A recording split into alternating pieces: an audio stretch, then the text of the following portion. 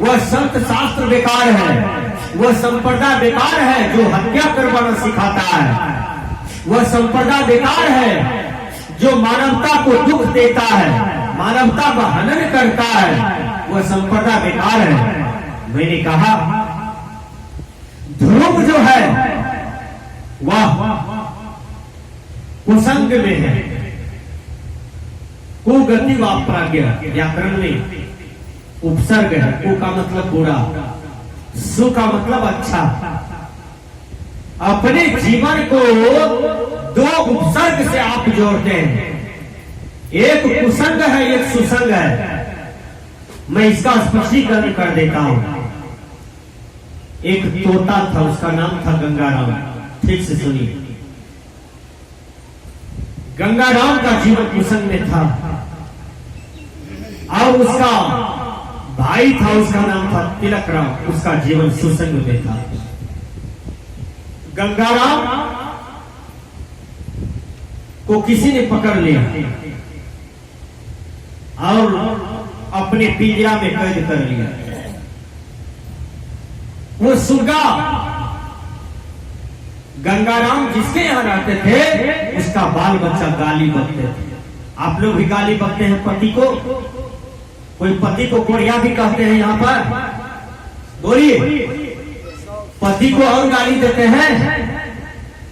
पति को कभी गाली नहीं देना। पति भगवान होता है, पति देवता होता है। पति को शाम सुबह आरती दिखाओ, अगरबत्ती दिखाओ। वही पति है जो नाक से लेकर के यहाँ तक सिंदूर शोभा देता है। वही पति है जो कान में 18,000 की बाली शोभा देता है। वही पति है तो नाक में 3-3 ठो लटकन शोभा देता है। वही पति है जो हाथ में चांदी का पोला, पैर में चांदी का पायल शोभा देता है। पति भगवान की कृपा से दशहरा में 10,000 की साया साड़ी ब्लाउज पहन के मेला में नाचते हैं, घूमते हैं, रसगुल्ला खाते हैं, पति भगवान की कृपा से। इसलिए पति का पूजा करें। मैंने कहा वो गंगाराम जो था ना, उसका जीवन कुसंग में पड़ गया। जिस पिंजरा में कैद था, जिस आदमी के यहाँ था, उस परिवार में रात दिन कोढ़िया कोढ़िया गाली दिया जाता था।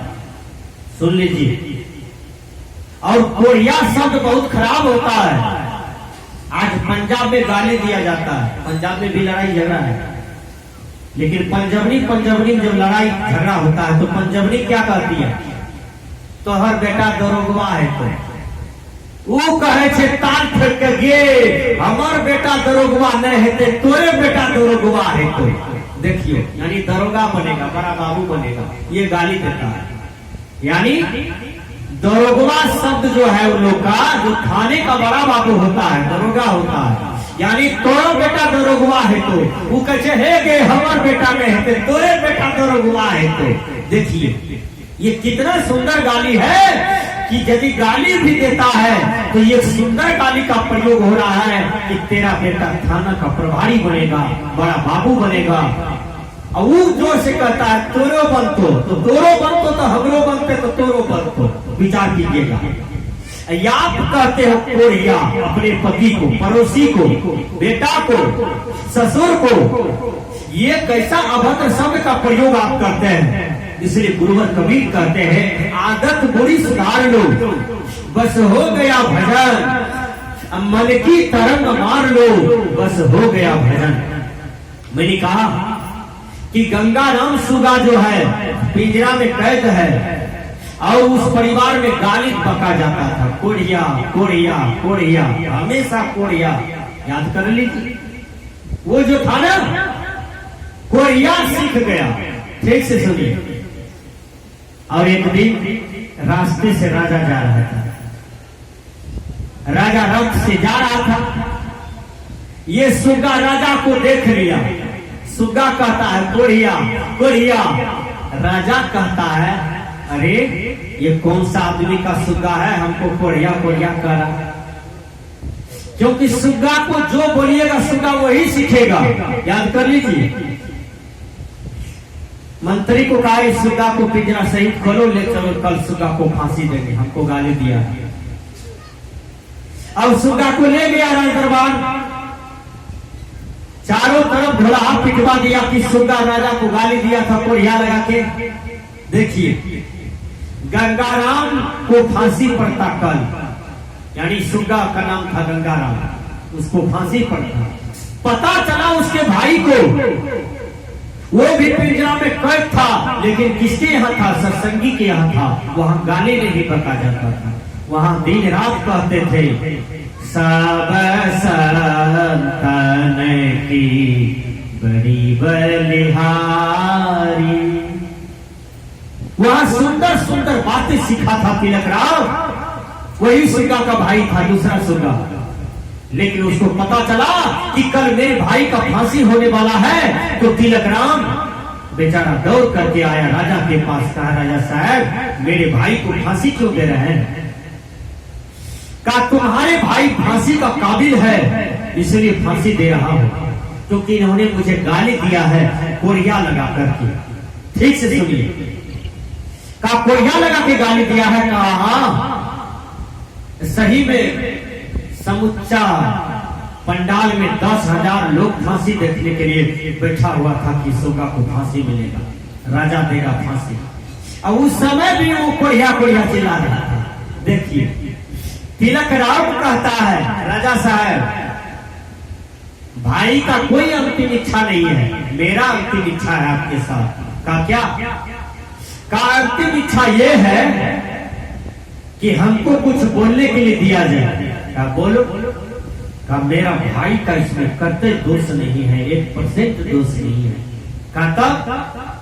का दोष है घरवैया में, घरवैया जो बोलता है तो सुग्गा सीख लिया, हम कहां सीखे हैं?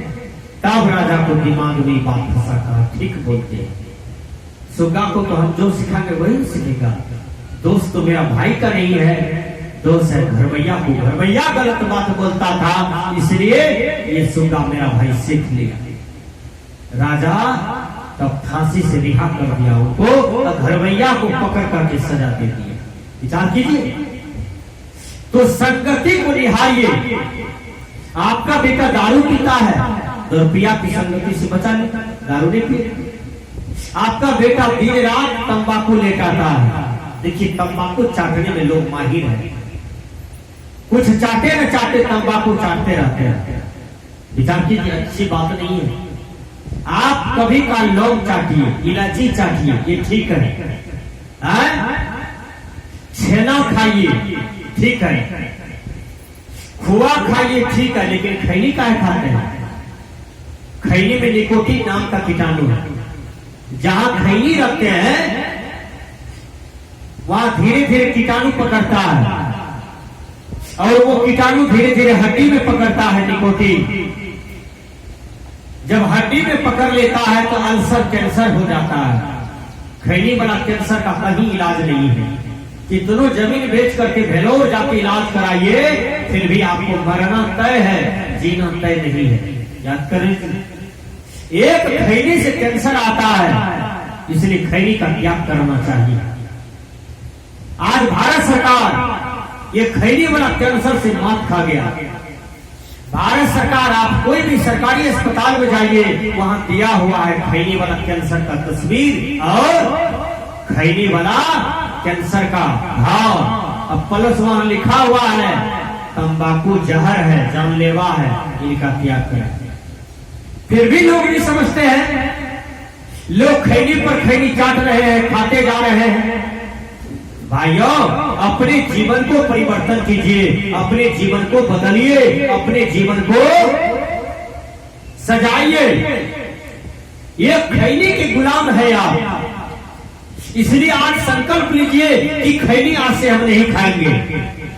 बहुत आदमी देखिए दरिद्र हो जाता है, धनवान हो जाता है दरिद्र। बहुत आदमी नेटा पूछता है, हाथ भी नहीं धोता है, चूना खैनी निकाला लेटा दिया, नेटा भी लेटा रहा है, हाथ साबुन से धोएगा तब न साफ होगा, है? बहुत आदमी लेटरिन जाता है और मट्टी से एक बार हाथ में रगड़ता है, इससे हाथ साफ नहीं होता है। ध्यान से सुनिए, मट्टी से हाथ साफ नहीं होगा। 3-4 बार खूब देर तक रगड़िए तब हल्का साफ होगा। हर आदमी को हाथ धोना चाहिए, लेकिन साबुन से धोना चाहिए 2 बार, तब आपका हाथ साफ होगा। साबुन में शक्ति है जो हाथ साफ कर देगा, विचार कीजिए। इसलिए बहुत आदमी हाथ धोने के लिए भी नहीं जानता है। लेटरिन से आता है, एक बार हल्का लोटा पर दिया, हल्का हाथ में दिया, सोचता है हमारा हाथ शुद्ध हो गया। अरे पागल, हाथ को शुद्ध करना है कि साफ करना है? मट्टी छुए तो शुद्ध हो गया कि मट्टी से रगड़ा जाएगा? है कुछ सेकंड तक, कुछ मिनट तक साबुन रगड़िए तब हाथ साफ होगा। और पैखाना में तेल होता है, याद कर लीजिए, पैखाना में तेल होता है। तेल खाते हैं ना आप सब्जी के साथ, दाल के साथ, इसलिए पैखाना में तेल होता है। हर आदमी को मल में तेल लग जाता है हाथ में। वह साबुन के पास शक्ति है जो तेल काटेगा, मट्टी के पास वो शक्ति नहीं है। इसलिए जब भी हाथ साफ करें साबुन से, दांत साफ कीजिए बढ़िया से, दांत आपका मोती की तरह चमके। विचार कीजिए, कान में गुज्जू न रहे, नाक में गंदगी न रहे, आंख में कांची न रहे, ठोर आपका महके नहीं, दांत महके नहीं, कपड़ा आपका भभके नहीं, कपड़ा भी साफ सुथरा रहे। जो कपड़ा पहने हैं वो कपड़ा नहीं पहनिए, दूसरा दिन दूसरा कपड़ा पहनिए, बदल के रखिए अपने कपड़ा को और उसको पहनिए। ये संस्कार है, ये सभ्याना है, ये जीने की कला है। देखिए संत महात्मा का कपड़ा कितना चटकता है, कितना साफ है, कितना स्वस्थ है। सुबह जगिए, स्नान कीजिए हर आदमी। जो बिना स्नान के भोजन बनाती है माता बहन, वो अपवित्र भोजन है, पवित्र नहीं है। जो माता बहन भोजन बनाती हो, स्नान करो, उसके बाद भोजन बनाओ।